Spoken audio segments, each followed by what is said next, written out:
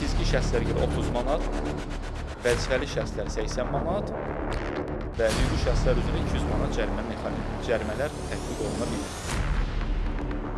Baş sponsor Esmar House.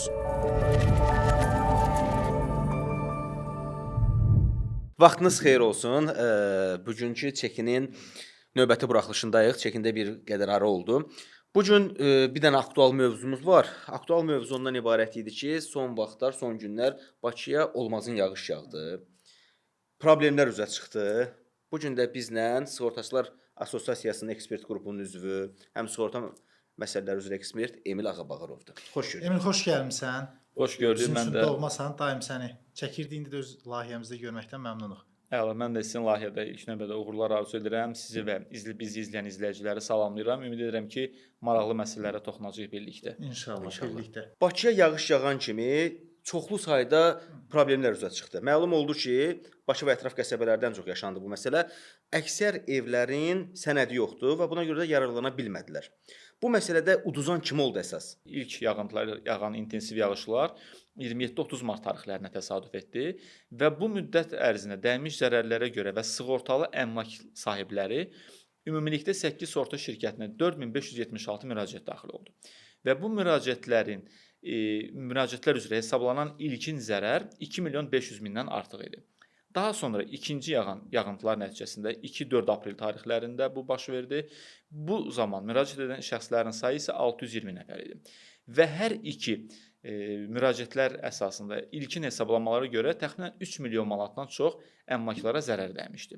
Və təsəvvür edin ki, qeyd etdiyiniz kimi sənədsiz və sığortasız əmlaklar nə qədərdir və bu yağışlar nəticəsində onlara dəymiş zərərləri biz hesablayanda minimum bir 40 milyon, təxminən 50 milyon ətrafında zərərdən söhbət gedir. Amma yararlana bilmədilər təbii ki, çünki sənədsiz. Ümumiyyətlə bu yağışdan sonra, müraciətlərdən sonra sığorta ilə bağlı müraciətlərin sayı artıb. Yəni insanlar gördülər ki, belə deyim də fəsadı oldu. Bəli, tamamilə razıyam. Əslində məhz bu hadisələrdən sonra müraciət edənlərin sayı artdı və insanlar artıq öz əmlaklarını, avtomobillərini sığorta etməyə daha da maraqlıdırlar. Sadəcə bu psixologiya ilə bağlı olan bir məsələdir. Biz düşünürük ki, psixologiyada duyğu və davranış deyilən bir anlayışlar var. İnsan hər hansı bir hadisəni duyması, görməsə ona qarşı bir addım atmır. Və bu sahədə də biz hesab edirik ki, məhz bununla bağlıdır. Hər hansı bir hadisə baş verməyənə qədər insan düşünür ki, bundan sonra da hər hansı bir hadisə baş verməyəcək və bu anda kiçik bir diqqətsizlik böyük bir peşmançılıq yaradır. Amma kiçik bir ödəniş etməklə daha böyük bir rahatlıq yaratmaq mümkündür. Bunun üçün ən gözəl mexanizm məhz sığortadır. İstəyərdim bir qədər mövzunu açaq, qoy cəmaata da aydın olsun. Ödəniş bildiyim qədərincə Bakı, Sumqayıt və digər iri şəhərlərimizdə fərqlidir. Nədir burada ümumi qaydalar, ödənişlər? Bakı şəhəri üzrə mənzillərin icbari sığorta haqqı illik 50 manatdır.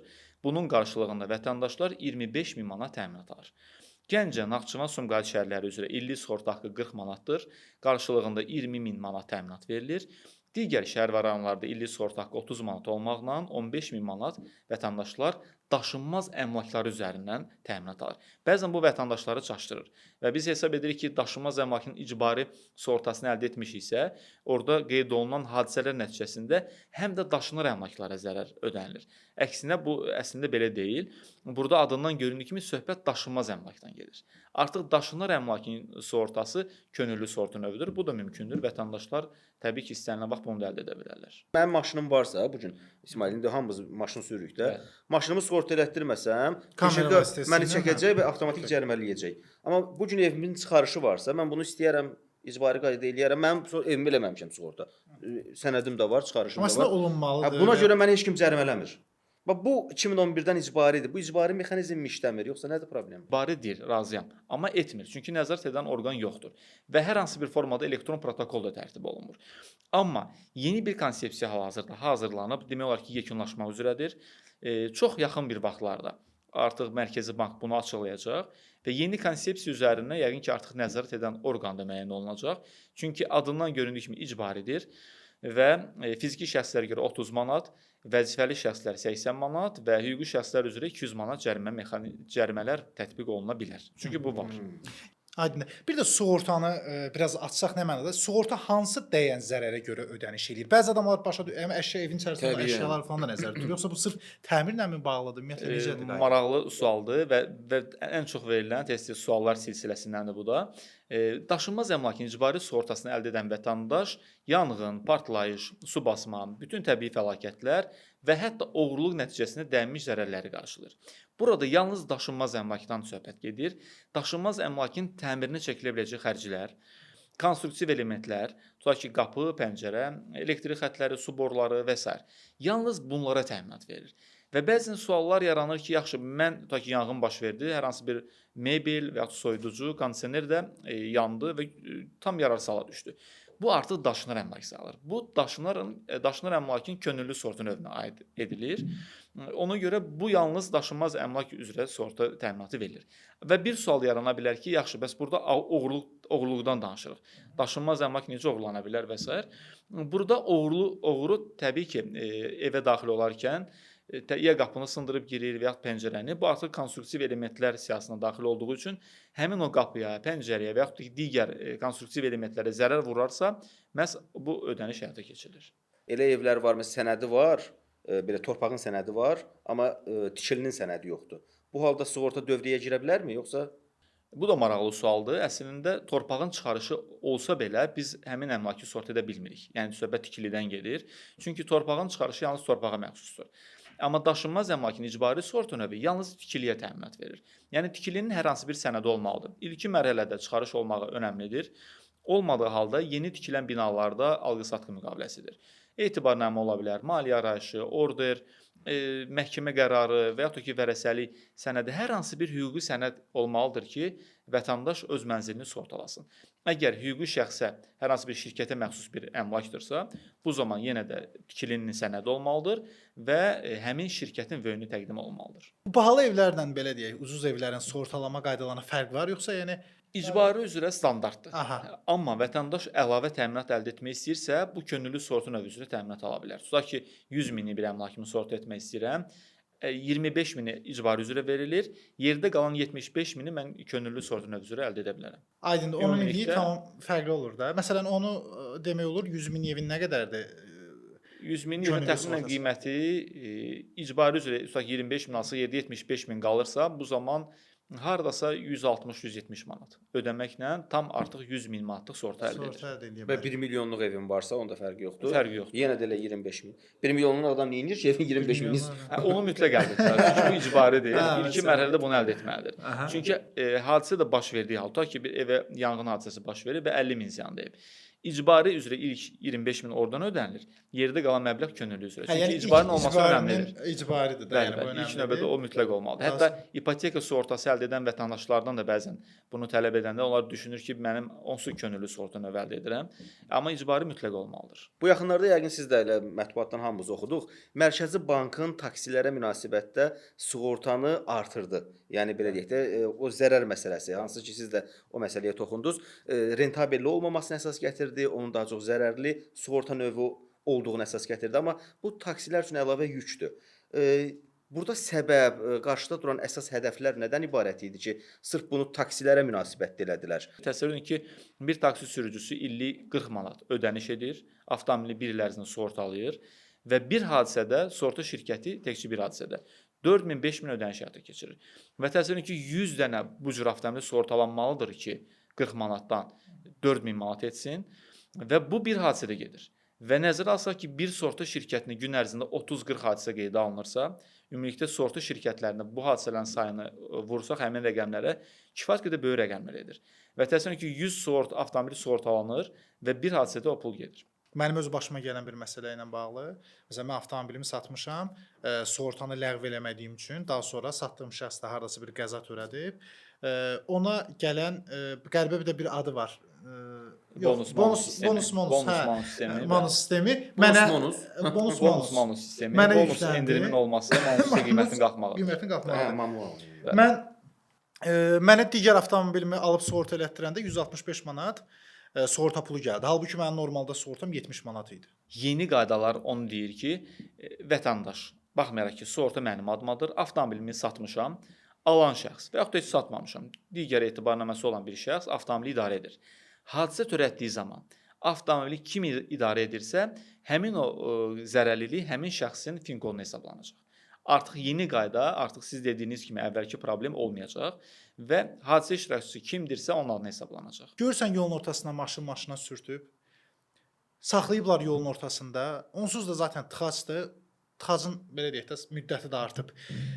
Yəni deyirsən ki, indi biz məlumatı olan adamlar deyir ki, hə, çək görüntünü, bildiyim qədər elə bir şey var. Çək görüntünü, sonra çək yolun sağına, yəni yolu aç, qoy cəmaət keçsin. Narahat qalırlar ki, deyir yox, birdən çəkərəm, sonra sığorta eksperti gələr, deyər ki, niyə maşın çəkmisiniz? Mənə dəyən zərəri ödəməzlər. Bax burada məsələ necədir? Bu problemlərdir. Hadisə baş verdiyi anda sığorta hadisə iştirakçıları zərər çəkən və yaxud da ki, zərər vuran aidiyyəti üzrə sığorta şirkətinə və dövlət yol polisinə məlumat verməsi önəmlidir. Əgər sığorta şirkətinə məlumat verdik, dövlət yol polisinə məlumat verdik və dövlət yol polisi qeyd edir ki, siz avtomobili kənara çəkə bilərsiniz. Və yaxud da ümumiyyətlə hadisə yerini tərk edin, sənədləri alır və yaxud da ki, qeydiyyatı alır və onun göstərişi ilə sığorta şirkətini gözləməyə ehtiyac yoxdur. Çünki yekun sənədi sonda Dövlət Yol Polisi İdarəsinin əməkdaşları təqdim edir. Forma 4-ü tutaq ki. Və bu sənəd sığorta şirkəti üçün əsasdır ki, ödəniş həyata keçirsin. Əmlakın təmirli və təmirsiz olması məsələsi necə? Bu təsir edirmi sığorta müqaviləsinin bağlanmasına? Tutaq ki, kimsə deyə bilər ki, mənim döşəməmdə parket tutaq ki, kvadratını almışıq 100 manata. Kimsə deyə bilər ki, məndə çox aşağı bir rəqəmdir və yaxud divar kağızı olsun, daha yüksək məbləğ almışam və bütün bunlar hadisə vaxtı nəzərə alınır. Amma sığorta yazılan zaman bunlar nəzərə alınmır və tutaq ki, buna görə təminat dəyişmir. Standart olaraq 25.000 təminat verilir. İstər kiçik təmirli, istər tam təmirli və bütün bunlar sığortalanan zaman nəzərə alınmır. Yəni hər hansı bir qeyd olunmur, xüsusi bir məqam yoxdur bunun üçün. Bakı ilə digər şəhərlərdə sığorta haqqı məsələsinin və qiymətində də fərq var. Bu nəyə əsasən belə hesablanıb? Regionlarda və bir çox bölgələrdə təmirlər daha çox yüksək təmirlər və yüksək təmir üçün tikinti materiallarının istifadə olunur Bakı şəhərində və ona yaxın ərazilər. Tutaq ki, Sumqayıt Bakıya daha yaxındır, Gəncə ikinci böyük bir şəhərdir. Naxçıvan təbii ki, muxtar bir ayrı bir respublikamız idi, amma ümumilikdə və burada olan mənzillər statistikaya görə daha çox təmirə çəkilən xərclərdir və evlərin qiymətləri də yüksəkdir. Və bütün bunlar nəzərə alaraq bunlar hesablanıb, tənzimlənib. Daşınmaz əmlakdan, evlərdən danışdıq. Bir də maraqlı olan məsələ obyektlərdir, yəni qeyri-yaşayışdır. Burada necədir sığorta məsələsi? Qeyri-yaşayış obyektlərində fərqli hesablama aparılır. Burada standart sığorta haqları yoxdur. Sığorta tarifləri var. Sığorta tarifləri tənzimlənir həmin qeyri-yaşayış obyektlərinin yerləşdiyi ünvandan, şəhərlərdən, onların ölçüsündən, fəaliyyət növünə görə və orada qeyd olunan azad olma məbləğinə görə qiymətlər dəyişir. Tutaq ki, sizin bir studiyada burada bir xidmət göstərilir. Tutaq ki, bir 50 kvadratdır. Bunun sığorta haqqı, buranın sığorta haqqı tutaq ki, illik edəcək, misal üçün 100 manat. Amma təsəvvür edin ki, yanacaq doldurma məntəqəsi biz sığortalayırıq. Onların riski daha yüksəkdir və orada hər hansı bir kiçik bir yanğın, daha böyük bir fəsadlar verə bilər. Ona görə onların riski daha yüksək olduğu üçün onların tarifləri də yüksəkdir. Həyat sığortası necədir bizdə bəs? Həyat sığortası anlayışı var, amma çox yayğın da deyil. Çox maraqlı bir həyat sığorta növü var. Ümumiyyətlə sığorta növləri istənilən halda hadisə baş verdiyi halda ödəniş həyata keçirir. Elə başa düşürəm ki, mən bu məsələdə üzr istəyirəm, sözünüzü kəsdim. İnsan öz həyatını sığortalamış olur. Yəni anlam budurmu, yoxsa tam fərqlidir? Bəli, adından göründüyü kimi sağlamlığımızla bağlı olan bir sığorta növləridir. Həyat sığorta növlərinin mən bir neçəsini deyim sizə. Kredit həyat sığortası var. Vətəndaş kredit götürdüyü müddətdə hər hansı bir hadisə nəticəsində dünyasını dəyişərsə və yaxud əmək qabiliyyəti itirərsə, buna uyğun müvafiq qaydada onun krediti bağlanır sığorta şirkəti tərəfindən. Və bu halda onun zamini varsa, girovu varsa, ona toxunulmadan sığorta şirkəti tərəfindən ödəniş həyata keçirilir. Onda sualı biraz konkretləşdirək. Kimlər həyatını sığortalaya bilər bu gün? İstənilən şəxs kredit götürürsə, banklar tərəfindən verilirsə, öz həyatlarını sığortalaya bilərlər kredit müddəti ərzində. Bu kredit həyat sığortasıdır. Bundan başqa həyatın yaşam sığortası var və çox bu sektorda maraqlı bir sığorta növüdür. Digər bütün sığorta növləri yalnız hadisə nəticəsində ödəniş həyata keçirir. Amma kredit həyat yaşam sığortası bu nədir? Həm müəyyən hallarda ölüm halında təminat verir. Yəni şəxs 3 illik bir bağlanan müqavilədə yaşam sığortası 3 il ərzində şəxs dünyasını dəyişərsə, ona müəyyən bir kompensasiya verilir. və yaxud 3 il ərzində həyat dünyasını dəyişməzsə, istənilən halda 3 ilin sonunda vətəndaş kifayət qədər gəlir əldə edir. Bu necə hesablanır? Aha, maraqlıdır. Maraqlıdır. Misal üçün, şəxs hər ay əmək haqqısından tutaq ki, 100 manat ödəniş verir. 3 ilin sonunda, 36 ayın sonunda 3600 manat sığorta şirkətinə yatırım etmiş olur. Və 3 ilin sonunda artıq sığorta şirkəti 3600 ondan aldığına baxmayaraq təxminən 27-28% üzərində gəlir verir ona. Və bunun qarşılığında 4600-4700 manat sığorta şirkətinə pul götürür vətəndaş. Heç bir hadisə baş verməsə belə. Əgər 3 il ərzində hər hansı bir hadisə baş verib dünyasını dəyişərsə, həmin o 3 ilin sonunda alacağı ki məbləğ ki var, 4700 manat, o onun ailə üzvlərinə ödənilir. Həm ölüm halında təminat verir, həm də istənilən halda heç bir hadisə baş verməsə belə 3 ilin sonunda 27% qazancaq. Ölsən də, Ölməsən də o deyəcəkdim elə. Yəni ölsən də ölməsən də pul qazanırsan. Bəli, bəli, istənilən halda. Çox maraqlı bir sortun. Sən tamam. Əla. Əla. Yekunlaşdıraq. Emin bəy, çox sağ ol Emin. Emin bəy, çox sağ olun, maraqlı oldu. Çox sağ olun. Vaxtımızı Çox maraqlı oldu. Qarşılıqlıdır. Sizə də uğurlar bir daha. Layihəniz Təşəkkür gözəldir, edirəm. izləyirəm. İsmaila bəy deyirəm, onunki də orada maraqlıdır. Və sosial şəbəkələrdə hər zaman bu kimi məsələlər baxılır. Və bu gün də hesab edirəm ki, şablon danışmadı. Təbii, Fərqli təbii. danışdıq ki, Biz axırda həmişə Maraqlı belə bir olan şey tərəfləri. deyirik. Check out eləyirik. maraqlı Çekindən olsun. başlayırıq, check-outla yekunlaşdırırıq. Check out. Baş sponsor Esmar House.